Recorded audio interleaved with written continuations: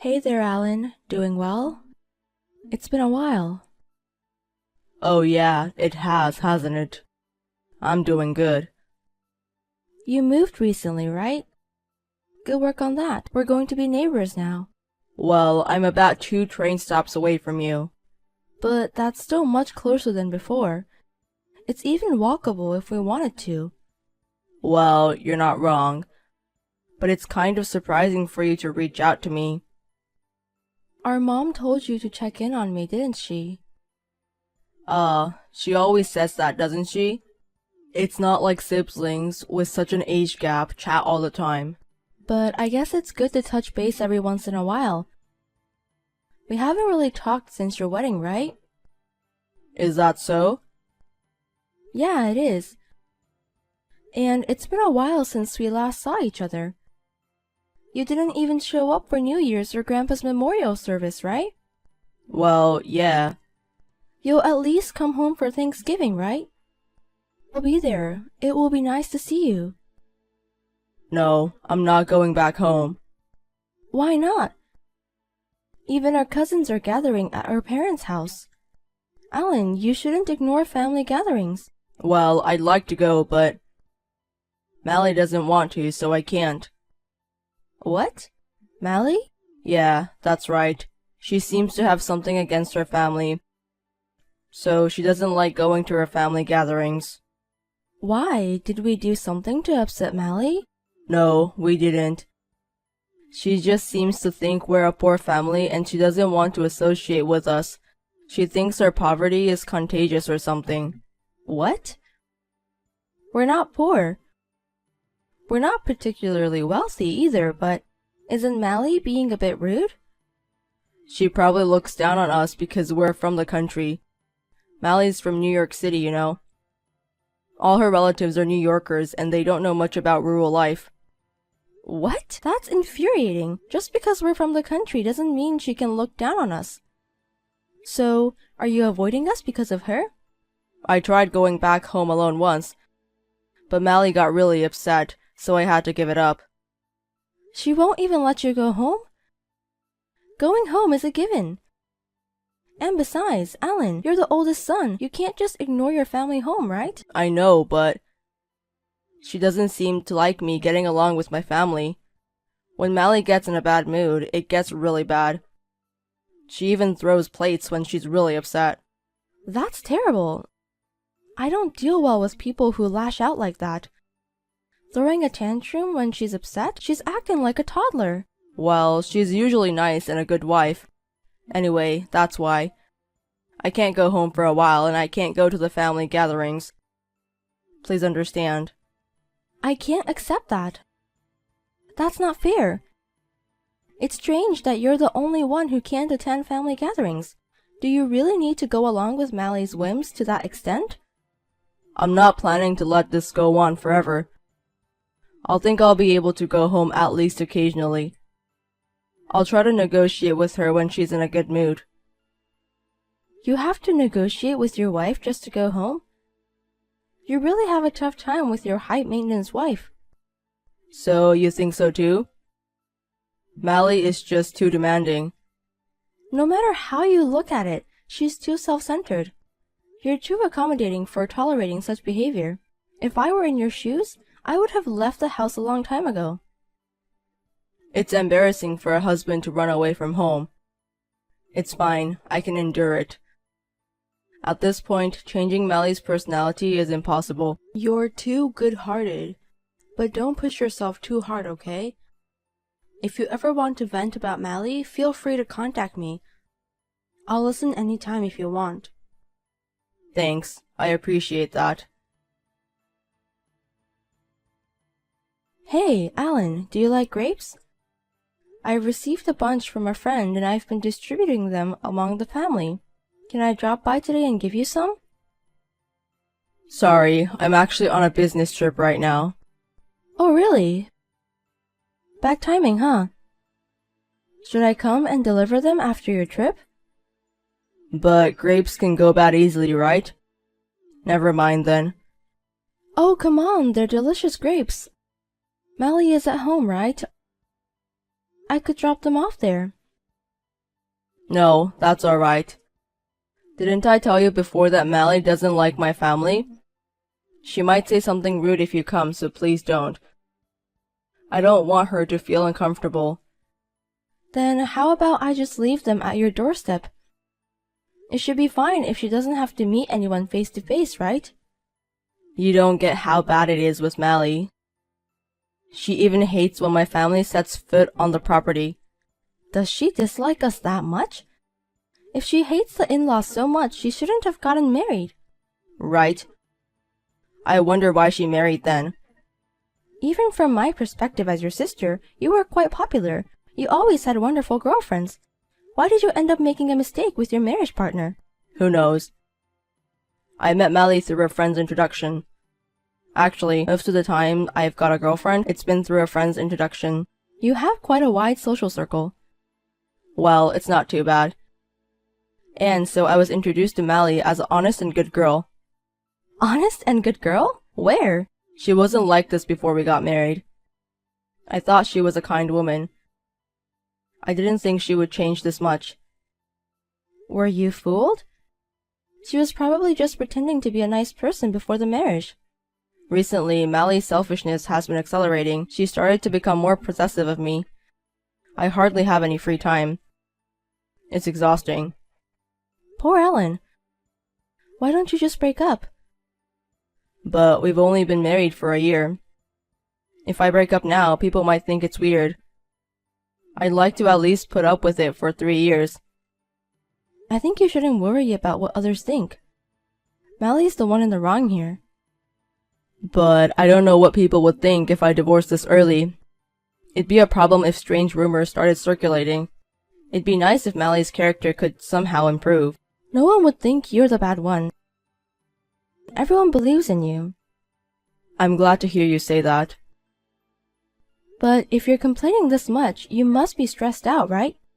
I can't forgive Mally for troubling you so much. Honestly, it's unforgivable. Hey, Alan, I just ran into Mally. Mally? Where? Right around my neighborhood. Despite the rain, she was walking without an umbrella. She was all wet, so I took her in. Sorry if my wife caused any trouble. I'll come and pick her up right away. Aren't you on a business trip, though? I'll let my colleague handle things here. I can't let you be inconvenienced. There's no need for that at all. I just took her to the police. She's fine. Wait, why did you take her to the police? Did Mally do something? No, she didn't do anything. Then why take her to the police? Because Mally is a victim, right? She was a wreck when I found her. She was covered in bruises. What? Why would she be in such a state? Could it have been an accident, maybe? Thanks for looking out for her anyway. Quit the act, Alan. Mally said you did this to her. Me? I would never hurt my wife. She said you kept her confined at home, securing the door from the outside, like she was being treated like livestock. And the bruises, she says they're your doing. Hold on, wait. That's all lies.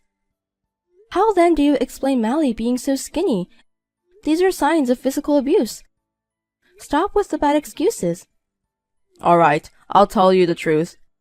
I didn't want to have to say this, but Mally has mental issues. She would sometimes get violent, so I had to keep her in the room. I had work and I was out of options. She didn't seem mentally ill to me. She even talked normally with the police. She might seem fine on the surface, but it's different. Even if what you're saying is true, it's still strange. Why didn't you take her to a hospital? I didn't want any rumors. So you confined her at home and didn't give her care that she needed. Isn't that a crime? I haven't committed any crime. Calm down. I am calm, but you should be worried. You might end up in jail if this continues. Keeping her confined, hurting her? That's a crime no matter how you look at it. What the hell? I thought you believed me. Mally came to me crying for help. She didn't look like she was lying. Your excuses don't add up. I can't believe you anymore. Did you say anything to our parents? I was not allowed into the house. I've told the mothers not to harbor Alan if he shows up. It's not for his benefit, so he should just face his crime quietly. I was attacked. By whom? After returning from a business trip, Mally's family had arrived. I was nearly punched. I was the one who contacted Mally's family. Did you betray me? Don't say things that sound bad. Of course I would inform the family. Mally is currently hospitalized. Seems like a broken leg. What do you think caused it? Broken leg? I know nothing about it. Apparently, Mally jumped out of a window and escaped. Came here running on a broken leg. This broken leg is your fault too. It's not my fault. Because you didn't let her out, right? That's why. If the correlation is proven, your crime may become even more serious. What the hell do you want to do with me? Do you want me to be miserable? I just think you should take responsibility for what you've done. You've done so many terrible things to Mally. You should properly atone for your crimes. Mally testified to everything. What did she say? She talked about what you did to her and how it all started. She said it started with something trivial. It seems you got upset over a minor thing. And that from that day, you changed and started hitting her. Do you really think I would do such a thing? It seems Mally's bruises have been proven to be injuries. That's what the doctors diagnosed. You've been hiding your true nature all along. No, that's not true. I don't believe it anymore. You've been saying bad things about Mally on purpose. Like she's selfish or that she dislikes her relatives. How could you say such things? I'm not lying. Please believe me. It wasn't that Mally hated her relatives. You just didn't want to introduce Mally to your family, right? If they saw such a battered wife, of course they would suspect something, right? To hide your wrongdoing, you wanted to keep Mally away from her family. That's why you told such a lie. You were the one saying bad things about Mally, too. You agreed with me. I didn't know Mally was going through such things, and I didn't know your true nature. I don't have a true nature. The person I showed to my family is the real me. You're part of the family, so you should understand, right? Liar! You're the one pretending to be a saint. We were completely fooled. Even Mom and Dad said they want you to atone for your sins. Are Mom and Dad going to abandon me too? What you did is a criminal act. We can't cover for you. I didn't do anything wrong. I didn't mean any harm. I just wanted Mally to reflect and change her behavior. There was no need to go this far, right? To even cause her injuries. You're insane. I don't understand the thinking of a criminal. I feel bad that I ended up causing her to break a bone. But this is just a domestic dispute. It became a crime, so the police intervened. Mally's family said they would file a complaint. I think that's a good idea. This isn't a problem that can be resolved with just damages. Are you telling me to become a convict? Me? It's sad for me to become the sister of a convict. We can't overlook what you've done. There will be no one left who believes in you after this. There must be people who believe in me. Society is harsh on ex-convicts. I'll never believe in you again.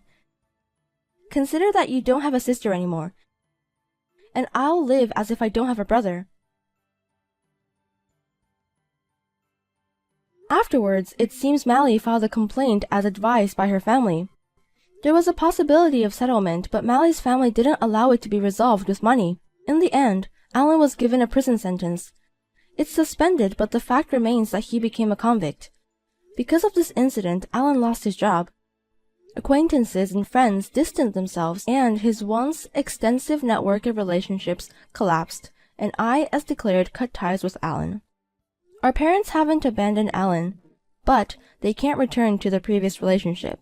Alan must have understood that he lost his parents' trust. Before long, Alan stopped contacting anyone. All we can do now is hope for Mally's mental wounds to heal quickly.